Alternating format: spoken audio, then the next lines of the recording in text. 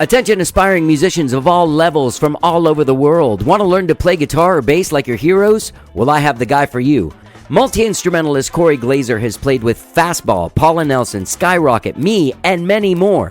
In fact, his song Needle Hits the Groove is our theme song. Cory's been teaching for over 2 decades and is now offering his services all over the world via Zoom. So if you want to learn rock, country, R&B or funk, folk or jazz on guitar or bass, just go to CoryGlaeser.com or follow the link in the text of this podcast and start shredding on guitar or slapping the bass like a pro with Cory Glaeser at CoryGlaeser.com. Let's get down. Hey gang, let's face it, you're probably listening to this show and all of your other shows on your phone. Are you tired of filling up your phone with all of your favorite podcasts? Well, try Stitcher Smart Radio. Stitcher is an app that allows you to stream thousands of shows right to your smartphone or pad. Download it for free at Stitcher.com or find it in your app store. Get the best in comedy, entertainment, science, sports, news, everything you want right there on Stitcher.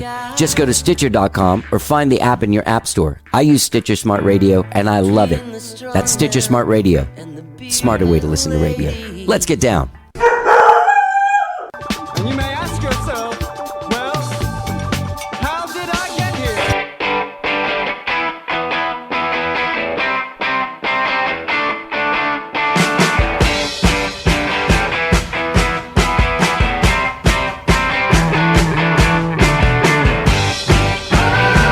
It's time for How Did I Get Here? And now here is your host,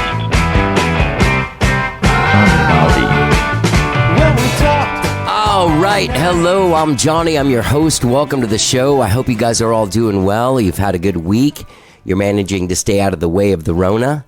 I'm getting better. As you guys know, if you listen to the show, I tested positive last Tuesday for it and was down for a while, but it's Thursday now. I'm feeling good.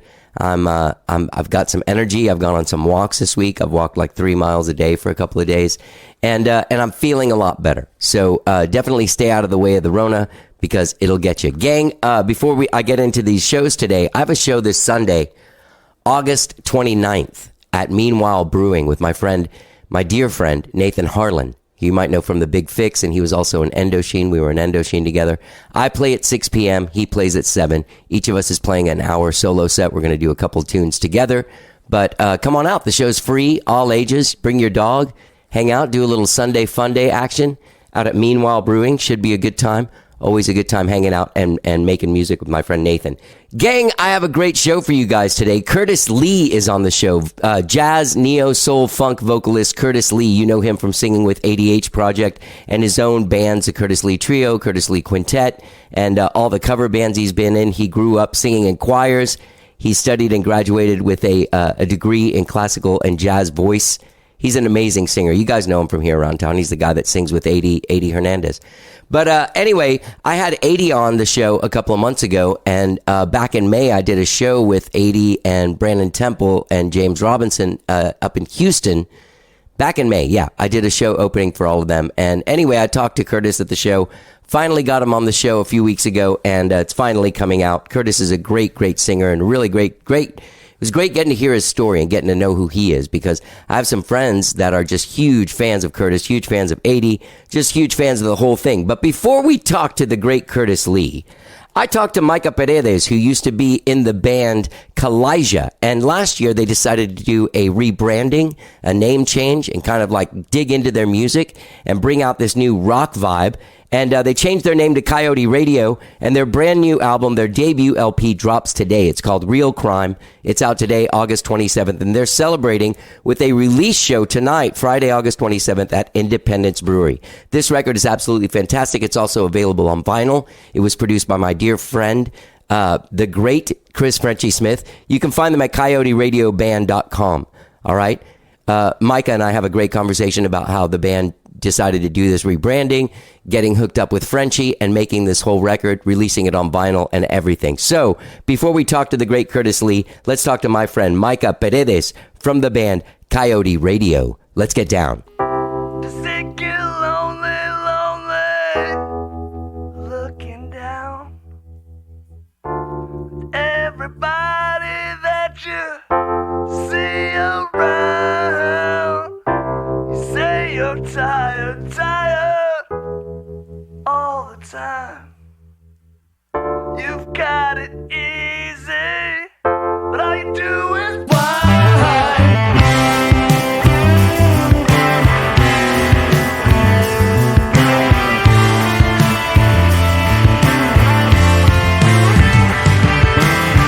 They say that crime. Your ears ring? Because you play some loud rock and roll, man. Yeah, we try to be really, really smart about kind of our hearing protection when we play. But I definitely, I get some moments. And it's pronounced Coyote Radio? Coyote Radio. And so what happened last time you were on the show? You were in a band called Kalijah. Yeah. So we did a name change just last summer. Why? Just really looking for something that fit the group better. I think the name represented a lot of different things to different people, and it was something that I just got tired of kind of going through and explaining all the time. And we just felt like we could land on something better. And so we kind of went into the process. And when we hit on Coyote Radio, it was like, oh, this is perfect. It has some actual meaning for us. You feel like you can step out and have like a fresh start. Yeah, definitely. And with something that, I think, like I said, has more actual, meaning behind it for us. Coyote Radio was the pirate radio station in Terlingua, where I grew up for a long time. And it was something started by kind of, like a member of the community there that we all like really knew really well. It was a big part of like my childhood growing up. I actually had a radio show on Coyote Radio when I was like 12, doing like 60s and 70s rock hour with one of my friends. And it was a pirate station, and it got taken over ultimately by a guy who just, kind of ran it in a way that the FCC was no longer willing to overlook. So it just kind of got run into the ground, I don't know, 5 or 10 years ago or something like that. And so it doesn't exist anymore, but it's something that, for 15 years or so, it was a big part of Terlingua. Terlingua was the middle of nowhere, and we had a radio station, and it was like our homie was on there playing Grateful Dead songs. It was like, it was such a local institution. And so once it got to this point where it just, was defunct and it no longer existed, it was like, oh. And, the guy that started it, he passed away about a year before we made the band name change. And so I reached out to his daughter, and I was like, hey, is this something that would be cool? And she was totally behind it. And I think that he would have been totally behind it. It's just kind of a way to pull Coyote Radio as a concept kind of off the scrap heap and, keep it alive. It was just such an era in Terlingua that, it's like, I'm glad to kind of give that some life again. Yeah, man, that's super cool. This record this record, Real Crime, is fucking great, man. And this will be dropping. It'll be out today, so people can go out there and get into it. CoyoteRadioBand.com. It is out Friday. Yes. Yeah. The day that this comes out. Oh, yeah. Man. And I'm dealing in the Matrix, Micah. You're living in 2030. I'm here in 2021. How did you like working with Frenchie? Oh, it's one of the best experiences I've ever had in my life. I'm looking forward to finding a way to do it again. I think it was just so, he just goes so hard into the project. He really kind of gets bought in and gets a really deep knowledge of the songs that you're working on. And I think it was an awesome experience. There's a level of care that he puts into what he does, and there's no time limit. There's no end to his energy. Like, as far as like an Energizer Bunny kind of guy I know that's not on any drugs, he is right. going. Yeah, he goes way harder than me. He has way more energy, and so that's really inspiring when you're like there late at night trying to push to get something done. The energy that he's able to bring to help you do that is it's totally priceless and invaluable. It's something that it's the most rock and roll thing that I've encountered. Yeah. And he's an amazing, he's a great cheerleader too. Well, this record is great and the songs are great. Tell me a little bit about like the songwriting. The songwriting, it's just, it kind of developed. These are songs, a lot of these are songs that I've been kind of, working on for, 5 years, 6 years. Some of them are older than that. Some of them are newer. And it just kind of, this collection came together. And I always tell people it's a lot of songs about bad people. you know? And so I think that it's a lot of the characters that you kind of encounter in your life and the situations that, you know, kind of drive that, you know, kind of fire in you that make you want to, you know, write and do stuff about the world. And so that's why we ended up calling it Real Crime, is I just felt like it was just a, you know, a big album full of, you know, songs about criminals and about the, you know, kind of the dirty stuff. And I felt it was really fun to write and to kind of, you know, put myself into and kind of challenge myself. There was definitely a little bit of a different process on some of the stuff. You know, we were working with Jeff Arata, a guitarist who was working with us at the time, and he was just bringing a lot of stuff to the table musically that, you know, I was then kind of working to put lyrics to, which is kind of the opposite of my process. I've always been like a lyrics first guy, you know, write the songs, take them, turn them into, you know, vehicles basically with the band. And Jeff was giving me, you know, these really great foundations to work with, and like, all right, you know, you've got to write on top of this, you know. And so writing to a theme, kind of writing to some existing music, I think all of that, those challenges really kind of pushed us to a new level, kind of pushed my writing to a new level. And I think that, you know, really the reason that I went to work with Frenchie is that I felt like I had the best group of songs that I'd ever put together. And I was like, you know, I want to take this as far as I can take it. And so kind of, you know, I met Frenchie in a restaurant, and I saw him, you know, I was like, oh, that's Frenchie. I better go talk to him. And so I went, I gave him our last EP, and, you know, I was like, hey, I'm working on these songs. I'd really like to talk to you. And he had us come in, and it was just a really great fit, you know. And so that's kind of how I felt with the songs, is that we kind of leveled up a little bit, and I wanted to make sure that we did our best with them. Yeah. Is that a weird feeling when you were walking up to him, you'd never met him before? And you were like, I'm just totally walking up to this dude, and then it turns out he's Frenchie. I think he's probably one of the only kind of producers in town that I would have recognized, you know. And so I saw him, I was like, that's Frenchie. I better go give him a CD. Well, yeah, I mean, I know Frenchie. I've known that dude for 30 years, almost exactly. Like August of 1991, when I moved here and started working at Whole Foods, he was working there too, and we instantly became pals. And we were just like kids trying to figure it out with like 4 tracks. You know what I mean? I have a really great Frenchie story that happened to me this summer. This band used to come out to Trilling when I was a kid, called the Rockland Eagles. I bet you know those guys. Yeah. And they were like the first rock band that I saw as a kid. You know, they would come out to Trilling and play these shows. And we've been listening to them. Me and my friend group from home has been listening to them forever. And I have the first CD, and one of my buddies had their other CD. And just this summer, we made a swap. He was like, hey, you know, I want you to give me the old one. I've got this one. And he turned me on to a song that he was listening to on the other CD called The French Connection. And I listened to that song 200 times, you know, kind of early summer. And one day I woke up and I was like, man, this sounds like Frenchie probably produced this record. And I went and I looked it up on Discogs, and I was like, oh, sure enough, Frenchie produced this record. And then I sat there for a second. I was like, this song is called The French Connection. I was like, I got on my phone, I was like, texted Frenchie. I was like, hey, is this song that I've been listening to about you? And, you know, he just texted me back. He's like, how do you know about this? You know, like, it was just this great moment of connection. You know, I was like, this is my first rock band. These were our first rock heroes, you know? Yeah. Yeah. And, so growing up in Terlingua, you didn't really get much down there, huh? No, did not get much. What, do you get down there now? Like, are you guys going to get down there and play and have like a record release show there? I mean, we get down there some. I'm not sure if we'll do a record release down there. I don't know. They're very, you know, singer-songwriter-y scene. You know, the bar is not, you know, it's a restaurant too, you know. And they're not quite ready for us to go rock it out all the time.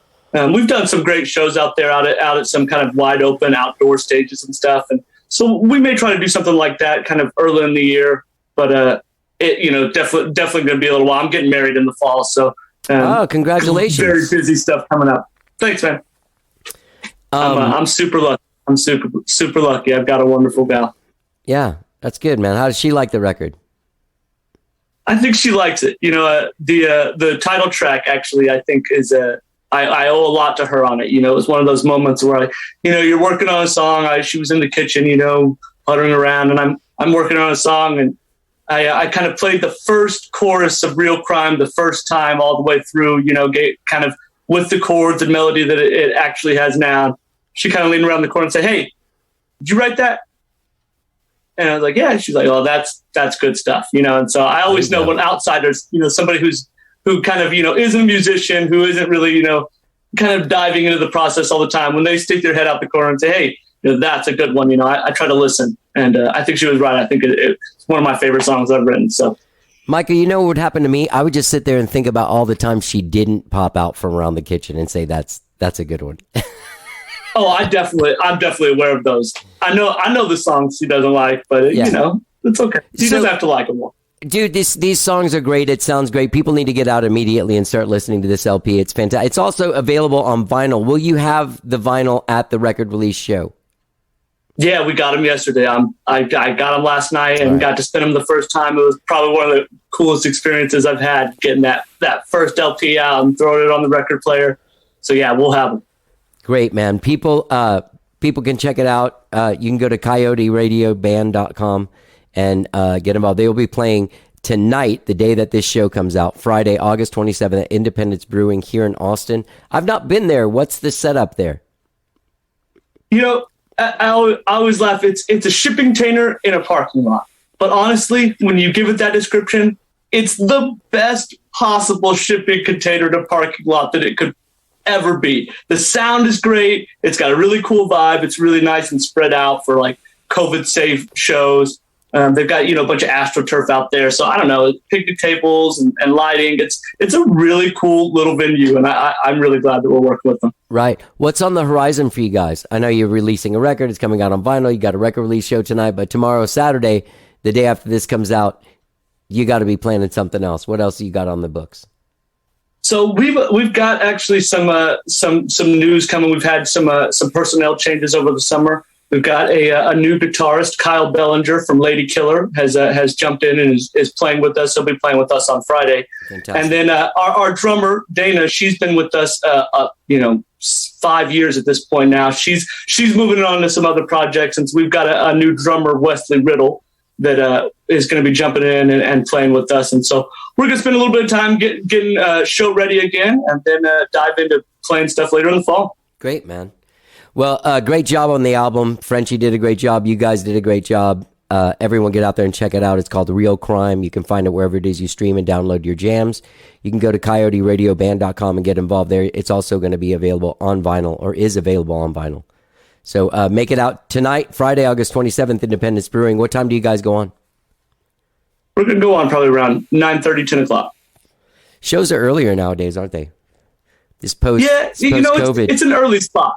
It's an early spot. They get a good evening crowd there, and we got Mike. We just got one other band on the bill with us. Mike Cadu is opening up, and you guys definitely want to get there early for him. He's super sick. Are you guys playing your wedding?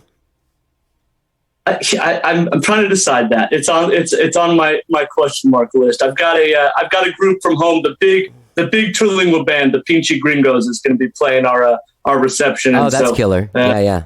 Yeah, maybe I'll hop up and get in with them a little bit. Well, good, man. Congratulations on everything. Congratulations on Coyote Radio. That's a great idea to do like a brand change, to sort of like have a metamorphosis. And this is really focused. The record's really focused sounding. Like you guys all did a really good job of making sure that it's a clear statement. And it's fantastic. Great job. I appreciate that, man. Thank you so much. Yeah, man. And congratulations on getting married. Yeah, I'm excited. I couldn't be luckier. Cheers, brother. Cheers. Good having you on. Never really pays. The way you're looking doesn't seem that way. That's Micah Paredes from the band Coyote Radio. Their brand new LP out today, Real Crime. They're playing tonight, a release show, Friday, August 27th at Independence Brewery. Get out there and check them out at coyoteradioband.com. Okay, great talking to them. Great record. Chris Frenchie Smith did an amazing job on this record. Always, never surprised, but always so excited when I get to hear something that he made. And these guys are great songwriters, great band. Check them out, Coyote Radio. All right, let's talk to my main guest today, Mr. Curtis Lee. He's supposed to have a brand new single out called The Proof. I did not find it anywhere, but you will hear a song called Girl Like You, which is available on wherever it is that you stream and download your jams on his album catalog. He will be playing Sunday, September 5th at Half Step at 5 p.m. Go to curtislee.club.com for all of your Curtis Lee needs. We have a great conversation about growing up singing in choirs, studying at Texas State University, doing cover bands, hooking up with Adi Hernandez, and just being an all-around amazing singer. I love Curtis Lee. He's a great dude, and you're going to love him too. So enjoy my conversation with the amazingly talented and incredibly cool Curtis Lee. Let's get down.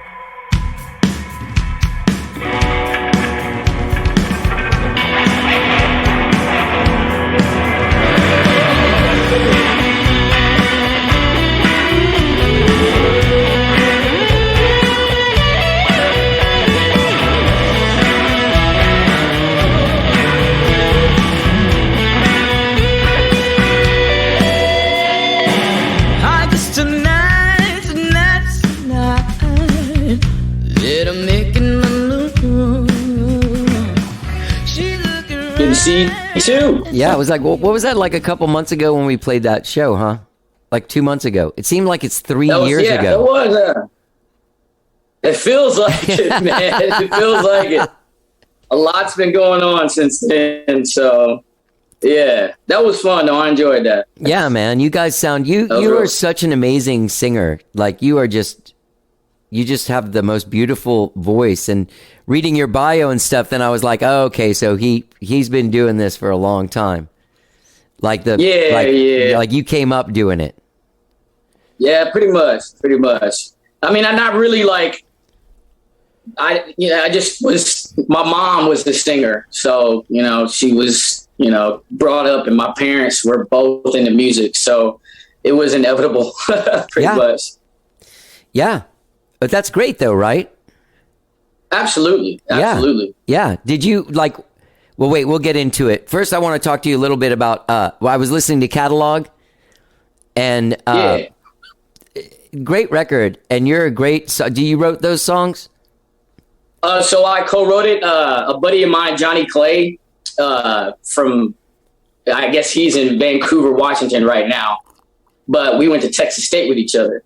And he actually got me like starting to write because he had his own project, his own original project. We were in school and I was just studying music. So I wasn't even really, doing anything, but he was studying music management. But then he was also, had his own band when he was in college. Right. So he helped me co-write. Basically what he would do, he would send me little nuggets like a verse or basically a chorus with the music. And then I would write the song, the verses and everything. So we kind of collabed together and wrote songs. Yeah. We're still doing it today. That's great. There was something I was noticing. And then when I was looking in your bio as well, when you combine neo soul, funk and jazz, there's like a yacht rock element to it. You know what I mean? Not in a bad way, but there's, you know what I mean, right? Yeah, I know. Yeah, I feel you. Yeah, and that's what it's the vibe. I mean, I think it's when you put in the like soul and jazz use expensive chords. It's not A D G, right? There's a lot of minor sevenths, a lot of diminished shit.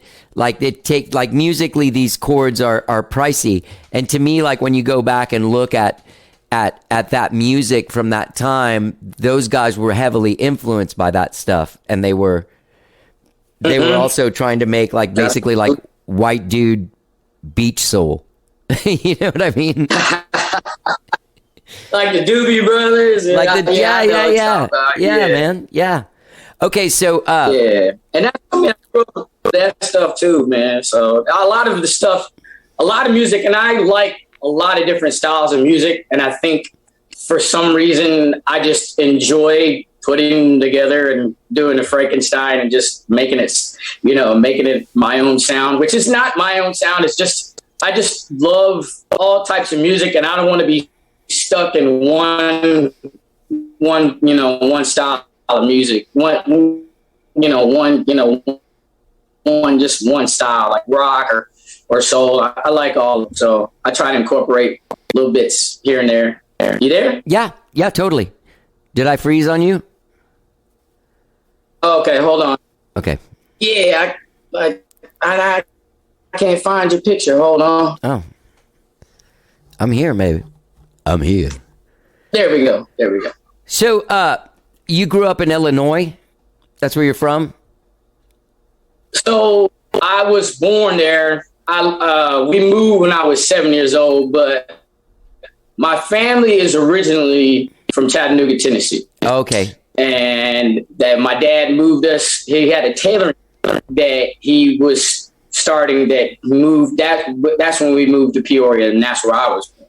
Okay. And then we moved. We did a lot of moving. My dad is a ordained minister. Okay. And a scholar. So he moved. We moved to Oklahoma for like 3 years, and he went to ORU. And then we moved when I was in high school. We moved here, and Oral Roberts University. Yeah. Yeah. So in Oklahoma City, right? And then Tulsa. Sorry. Tulsa. Yeah. And then he came down here to get his doctorate at UT. So that's when we came down here. So I've been here since 91. Okay. So that's when I moved here too. So you've been here 30 years, man. Yep. Yeah. Did you guys, when you guys moved here, how old were you? I was, I guess, first year of ninth grade. So you're 14, I guess. Yeah. 14, 15. So did you notice what was happening with music and stuff then? Like, did you go to like Aquafest or any of those? Remember before there was ACL Fest, there was all these like sort of local things that would happen, like, no? Oh, you froze. Man, I was not able to, I'm some preacher man, so I was not able to get out and go see, like, even when I was young. I was a kid too, so I wasn't able to. I didn't go out and see those things. I heard about them and I wanted to experience them, but I didn't get out, chill, because then I went straight to Texas State for music. So I didn't even get to experience anything till 2004. So I don't even, like downtown life. Right. Go ahead. I meant more like, you know how they have like Blues on the Green? They've had some kind of thing like that since the 80s, you know? Just there's always some kind of thing in the summer. Yeah. Families go, whatever. I know a lot of kids that grew up here ended up kind of like getting turned on to stuff through that, you know? Yeah. So, I don't remember too many festivals. There was, I can't remember. I used to hear stuff on the radio, and I just can't remember the festivals that went on. I don't really remember too much. Right. To be honest, of those festivals. So, but by that time, though, like when you were in high school, did you know you wanted to do music as a profession? Because people told you when you were young that's something you should do, which is weird. Nobody ever told me that. No, actually, I wanted to be a football player. Oh, you did? I was going to be.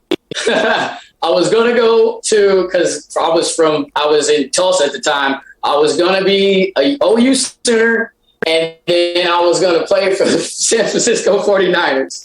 That was my goal. There was nothing about music. I enjoyed singing. I loved singing. I enjoyed it, but that was not like professionally. I wasn't even thinking about that. And then I stopped growing.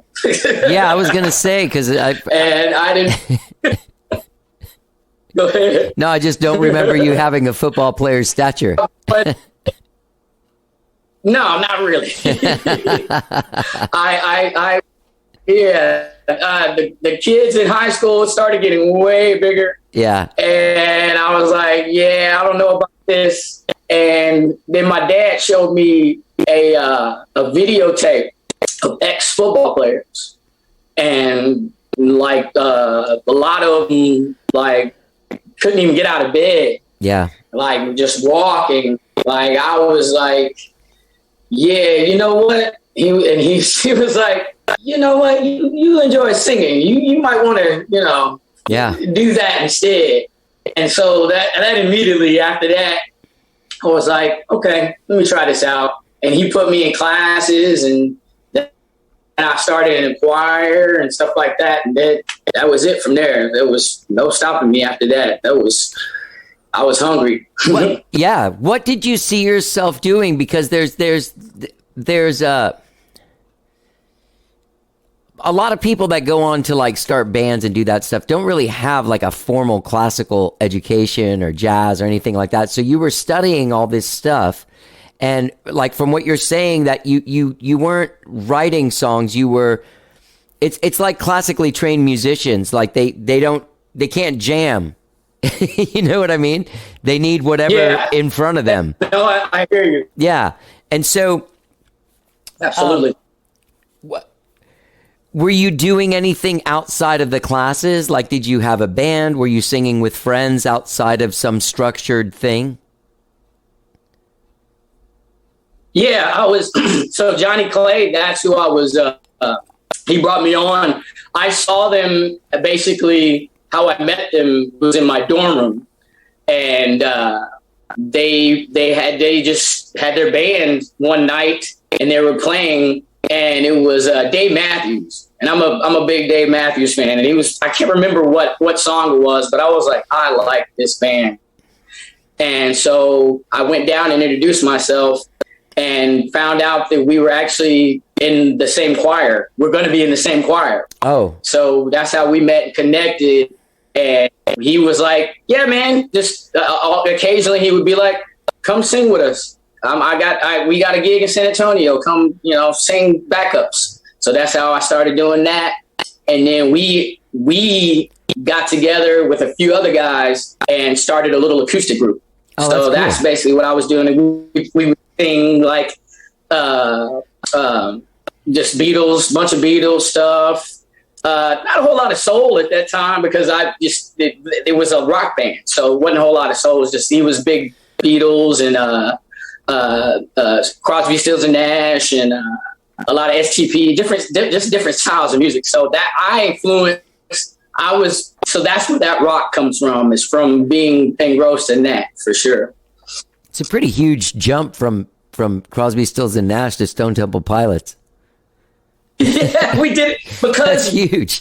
We were it's definitely different vibes, but because we liked harmonies, those bands had a lot of harmonies. So we chose bands that had really deep harmonies. Right. Which we enjoyed doing. So when did you went to Texas State after it was called Texas State, right? Yeah. I claimed Texas State now, but I went there when it was I went there when it was SWG. I wrote the song for the commercial when it changed. Like they had a commercial about it's turned into from Southwest Texas State to Texas State University. Yeah. And I actually produced the demo and I recorded it there at their school studio. Oh, really? The fire, is that the fire station? No. The fire station. Yeah. Yep. Yeah. Okay. Anyway, so let me ask you this: when you started going and doing those gigs publicly, that was the first time that you were like at not in a recital situation. You were in a concert, rock show, bar band situation. What did that do? Like, did you freak out? Were you like, yes? I mean, it was what I wanted. It was it was basically because I went to school for musical theater, and I mean, it was something I enjoyed doing. I'd rather would have gone to a conservatory like Berkeley or something like that. There, I could completely focus on music. But because I was at Texas State, and that was the only thing that was close to like music and could help me with my stage presence, I did that. So I was like, I want to be on stage. I want to do this. And it's not a big stage, it's in a corner of a bar, but it was just super cool. And to have people see you in that light, and just the freedom to do it, because when you're doing recitals, you have to stick to the song. You know what I mean? Right. It felt free. It felt really good. I enjoyed it. I was like, this is it. Yeah, man. Yeah. See, it's fun. It's funny because I always feel like there's a couple of there's like the schooled guys, and they really focus on this. And then there's this other sort of like, I got to get out there and do this now, man, kind of guys. Yep. You know. Yep. Like I know I was definitely out playing places way before I should have been. I just wanted to be there so bad, you know. It's you gotta have it. It's an energy. It's like nothing else, and I still feel it today. Yeah, I still feel it today. Yeah, I like it. Definitely. So when you graduated, you came back to Austin. What year did you graduate? Yeah, I graduated in 2004. Okay. Oh, that's the year that it changed names. That's the summer that I did that song. Oh, cool. Yeah. So you graduated, you got your degree, and then what was the next move? What was your...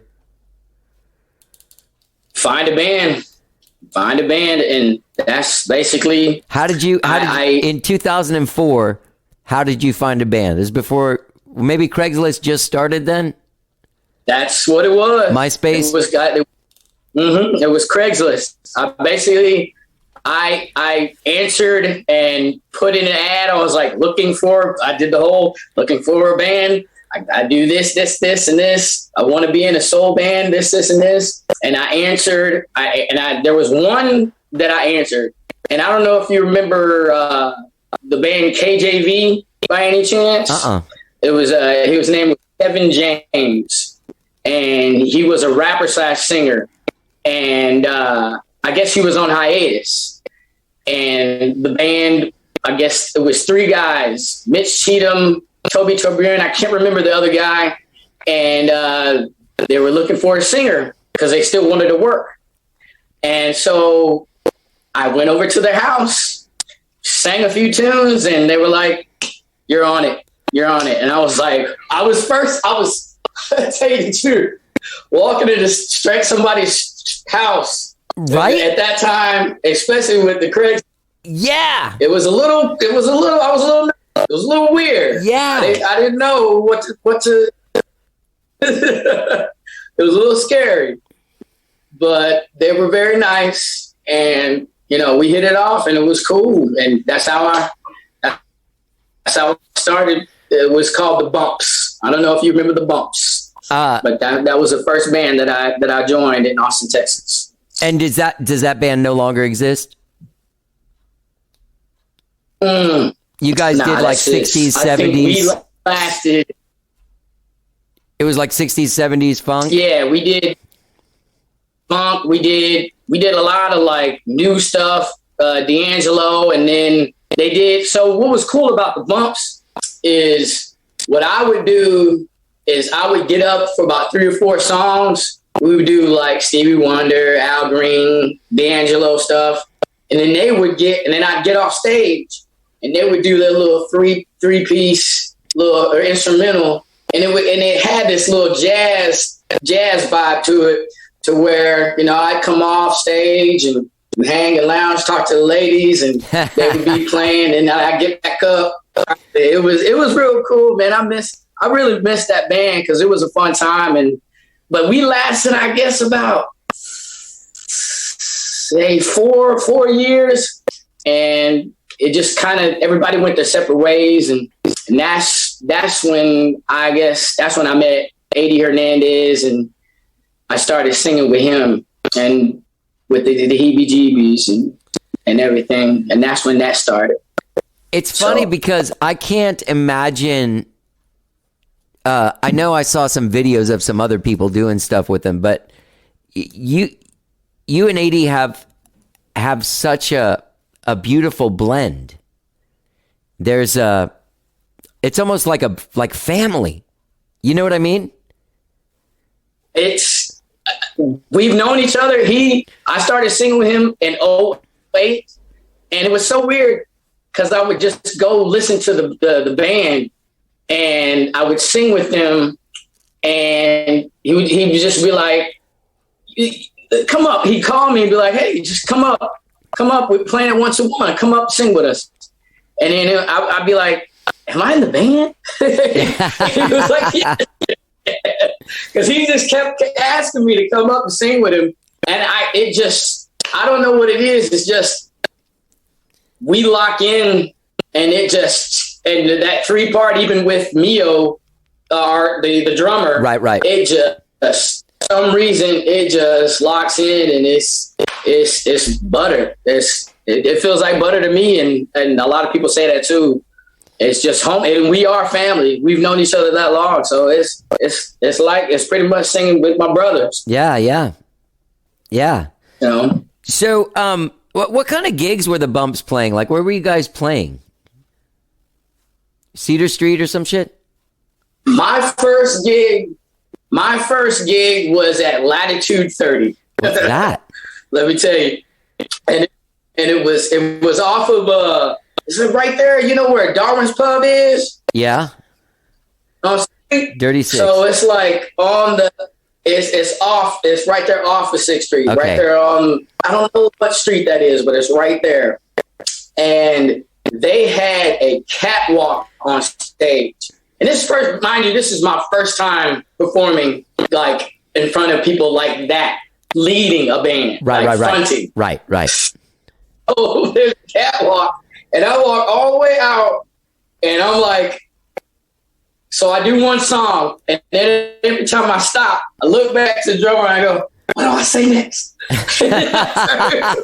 I was so green. And he would just be like, he would help me out, and he'd be like, all right, cool. And just more he'd tell me to, tip the bartenders and, and how y'all doing out there and all that stuff, tip the band.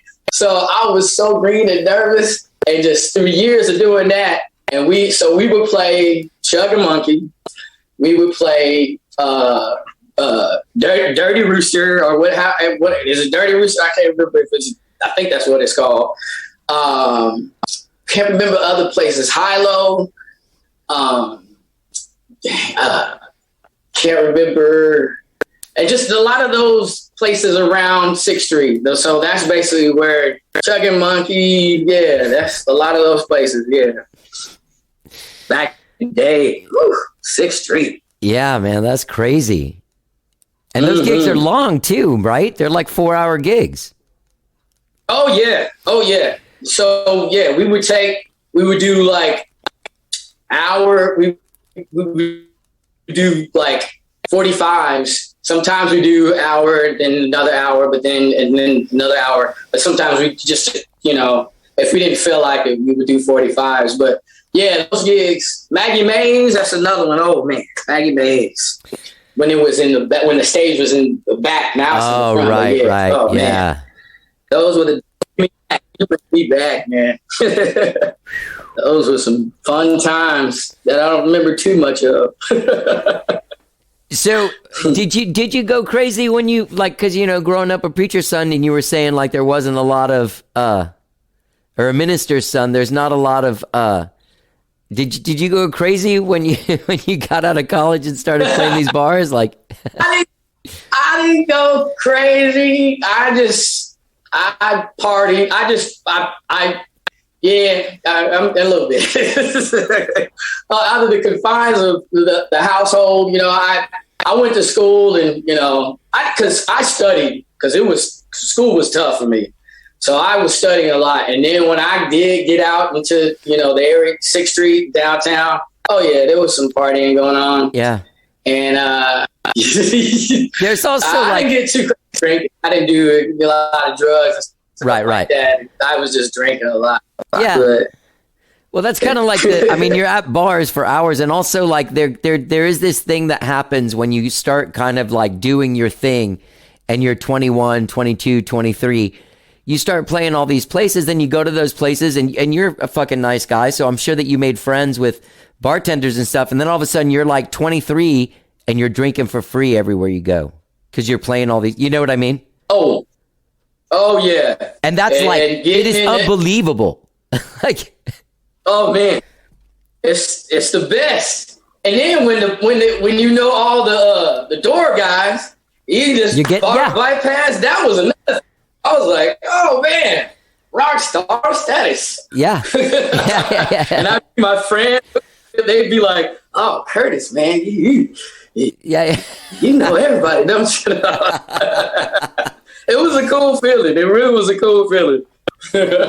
There's a so you were doing all that stuff, and then those 80 and the heebie-jeebies and stuff, they were playing like 1-to-1 and like Momos back in the day. So when did you branch out and start your own band? Like this, you're doing a gig on August 13th at Lazarus Brewing Company, and that's billed as Curtis Lee Trio. What is that? So that's basically more of, because it's that type of gig where you just out there, it's a 3-4 hour gig. I do my stuff that's upbeat, few of the stuff that's not, a little, not so slow. And then it's like mixture with covers. Because you want to keep everybody, those type of gigs, the brewery gigs, you want to kind of got it. And I don't have a lot on my catalog. I'm still writing. So you gotta combine the covers. So that's more cover heavy. And then when I do like the, Saxon Pubs or the 1-2-1s or the ABGBs, when it's an hour and a half, 90-minute sets, then I'll do just all my music with a few covers. Right. So that's that difference. But you asked, when did I start? Yeah, when did you start your own band? Yeah. It was basically out of a need, because I was singing with AD so much. And I was like, man, I really need to start honing in. And, I enjoy singing backups, but I got into this to lead my own band, because I stopped doing the bumps and I was singing harmonies. And I was a part of the heebie-jeebies, but it wasn't really, my thing. So I was like, I got to do this. So Johnny Clay from Vancouver started writing songs, and that's when we started collabing. Yeah. And I went up there and we wrote, and then came back down, and I was like, all right, I got to start fronting myself. And it just so happened that it made sense that when I was with the heebie-jeebies and ADH, that I just was like, hey guys, you just want to front, you want to be my band?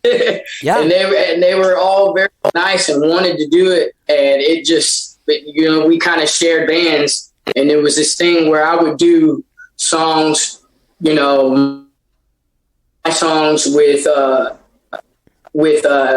ADH, and then, just to work them out and practice. And then they would do my set, and we would kill it, be fun. So that's how that started. Basically, it was 2012, I believe, when I started. Okay. So it took you a little while to sort of like come in and grab the reins, so to speak. Yeah. And just cause I never thought I was any good at writing. Like I didn't think I was a good writer, and I just needed a push. I needed a little push, and I didn't want to front another cover band. I didn't want to do that, another bump, because that was what the bumps was. I didn't want to do that.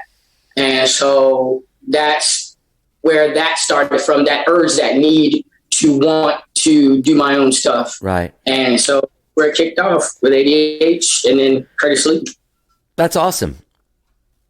Yeah, man. You do you still sing with London Calling or no? I do. So that is wedding band cover. That's basically, that's how I pay my bills, my rent. Yeah, that's how a lot of us do. I mean, it's not a. And we had. Go ahead. What do you guys? What's the angle? What's your Like in Skyrocket, our thing is like 70s and 80s music.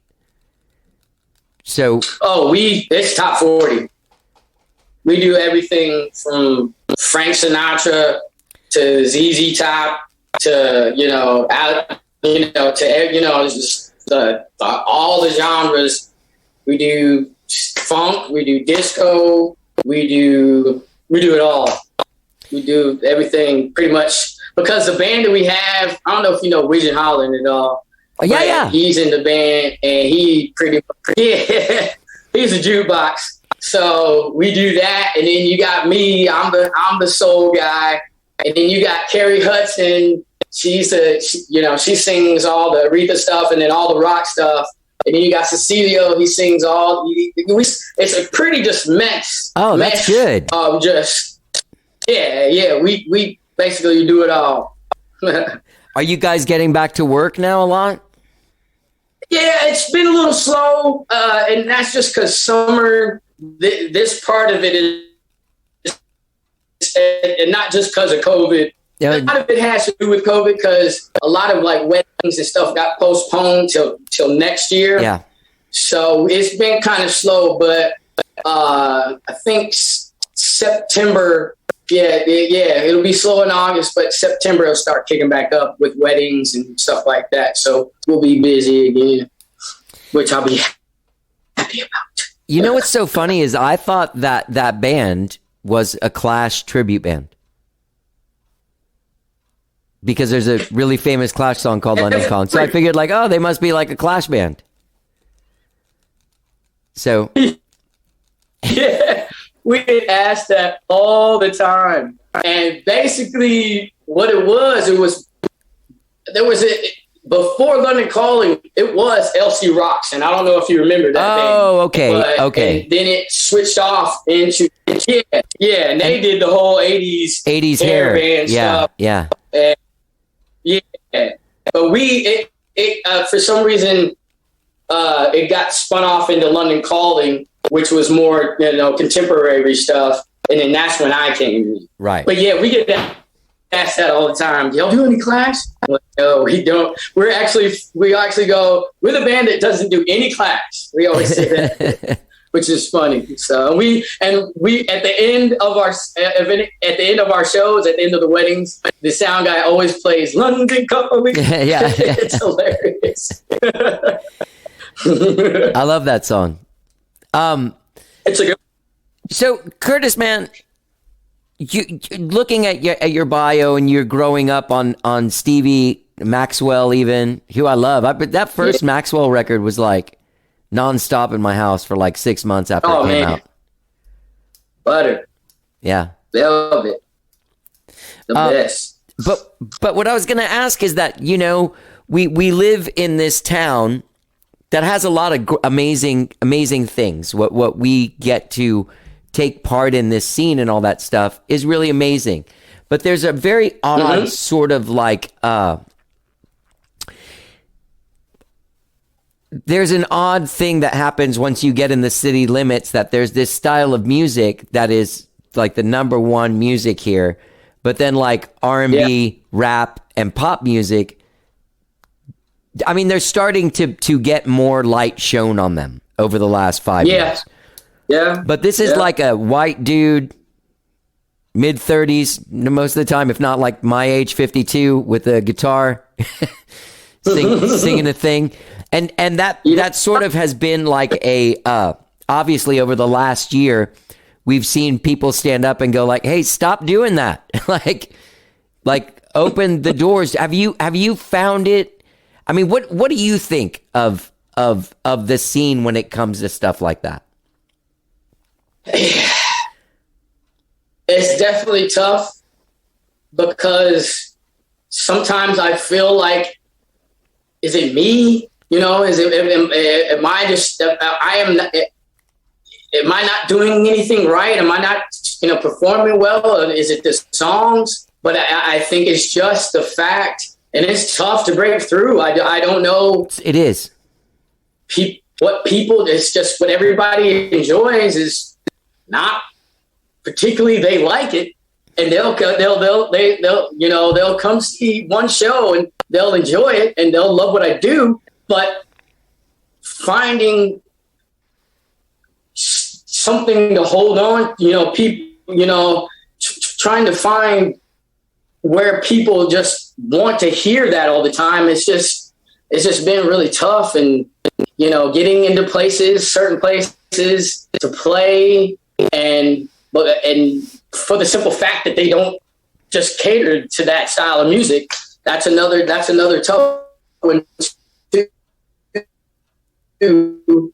And just wish I knew to whoever to talk to, or just find what it would take to get people to just want it more, because it's still music. It's not bad, It's I don't know. It's just that's the music is what it's been. It's blues, and I enjoyed that, but. There's got to be room. But there's no practical. There's more. Right. And I have this with. I've had a lawyer for a long time, since the early 90s, same guy, and he represents a lot of music people. He doesn't live here, he lives in LA, but he comes here and we'll go out and see people that he's, I'll go out, have some drinks with him and go see the bands that he's working with and stuff, see what he's doing. And there was a guy, extremely prominent artist here, a great artist, a guy like Nakia. And like what Nakia does is so specific, and in this world that's kind of set apart, that you realize that outside of here, that's not really a thing. You know what I mean? Yeah. Yep. And yeah. It's tough though, isn't it? I mean, it's like, because what you're doing is not, it's like more sophisticated than you can, you know what I mean? Like, yeah. It's a vibe that I you have to be specific with what I feel like for Austin, there's a niche, there's a place, and that we wanted to carve out, ADH and myself. Yeah. We wanted to try to carve out a niche in this town, and there's a want. It's just trying to figure out, I don't know. It's been one of my tough ones for a long time. Yeah, man. And I've thought about, trying to find another spot, but I like the city, and I like, what it brings, and I like the energy and the vibe. It's just what I do is just not very many people in this town really enjoy. But the thing is that, or they do enjoy it, but it's right. But you're just saying, like, the people that go to those bars, which is now at this point isn't the majority of Austin by any means. Like, now there's all kinds of people. You know what I mean? Like, people that have no connection to. True, very true. KLBJ in the 90s. You know what I mean? Yeah. Yeah. Right. Absolutely. They don't know who that statue is on the lake with the dude with the guitar. Like, who is that guy? No, absolutely not. They've moved here, and they've heard, this is the live music capital of the world, but they're here just because of that saying. It's not because they really enjoy being engrossed in the music. Right. And so it's just cool, cool to say and cool to be around, but they don't go out and see the shows and go out and do that. So yeah, you're right. No, it's a different vibe in Austin. Yeah, it is. It's real weird, and I'm real proud of people like Jackie Venson that stood up last year and just kind of like, because a lot of that stuff I didn't feel, and I talked to her about this pretty in depth on here. I didn't feel it was as much racism as it was just laziness. Yeah. That's what I felt. I think that when you're booking something just specifically like Blues on the Green, that the green will be filled up with these guys that have done it the last 20 years. You know what I mean? Like Bob Schneider's going to fill it, give him a night. Shiny Ribs will fill it, give them a night. And it just became like this thing that it was like, I never, I feel like I haven't seen that much new music coming out of that thing. But now all of those events are far more, there's a lot more diversity, not just skin color diversity, but actual cultural and musical diversity. Exactly. Yeah, exactly. And that's a good thing. And you're right. She did. She stepped up, and it was a thing of just getting newer artists in there. And you're right. It was just a lazy thing. It was got whoever can pack this place out. They know that the green will be busy. If certain people, especially if Gary Clark comes through, that's going to be, but it's just these certain type of artists. Right. And so there's now she's helped give, the little guys the chance, which is cool. I think that's super dope. Yeah. It's really cool. And I'd love to see what? See more artists. Yeah. See newer, younger artists and different styles, Yeah. Not just, blues or not just soul, just everything, which would be cool. Just give everybody diversity, I don't know what taste of it. Right. I don't know what to call what Brandon and James do. That's just amazing. But yeah. I mean, what a moving, their thing is just magical. I mean, it's an experience. Right. And you have to be there. Yeah. It's not something you can live stream. I feel like you kind of have to be there with them, because whatever they're doing, they're not going to do it again the next day. The same way. Oh no. There's a lot of that. When we were there and when he was on the floor, just like, I was like, oh man. And they create this whole it's like a scene. It's like a movie scene, like almost like this should be what they're doing. It should be in a movie. Like, it's cool. Like, I dig it. I dig it a lot. Yeah. Yeah. I felt like we were, you guys were amazing. I felt like but when they took the stage, I was like, oh, they're just fucking making magic. Like, they're just doing some stuff no one's ever going to see again after tonight. And they don't care. Exactly. Yeah. I felt the same way. I was like, dang, okay. Maybe we should have come with the full band. Oh, dude. Yeah. That's the way I felt too. I was like, oh man, it's like a little guy. But man. I enjoy watching them, and I'm glad they all got together and created the Temple Underground. That's a super cool vibe. Yeah, it's unbelievable. Yeah. So where are you at with whatever the next? Because it's been like 6 years now since you put out catalogs. So where are you at with the next thing? I'm right now. Actually, tomorrow I'm going to, and this is. I feel like the way things are going with music and releasing stuff is the single route, man. I feel like doing an album, it would just, people today don't have the patience or the, it's like, you got to have the next thing. You releasing something, releasing a single. They want to know, and they want to see you like releasing stuff. So I'm going to go the single route, and I'm finishing one of my songs tomorrow.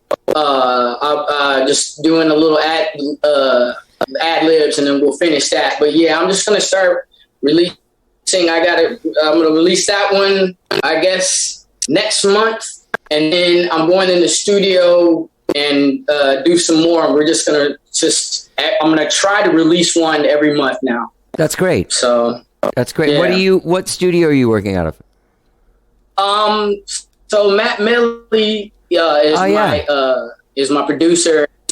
He's out at Orb. So yeah, so you're doing it in the nice place. Yeah. Dude, that's a fancy jam. It's a really cool one. We actually catalog some of the songs we did out there at the Orb. At Orb. Yeah. So yeah.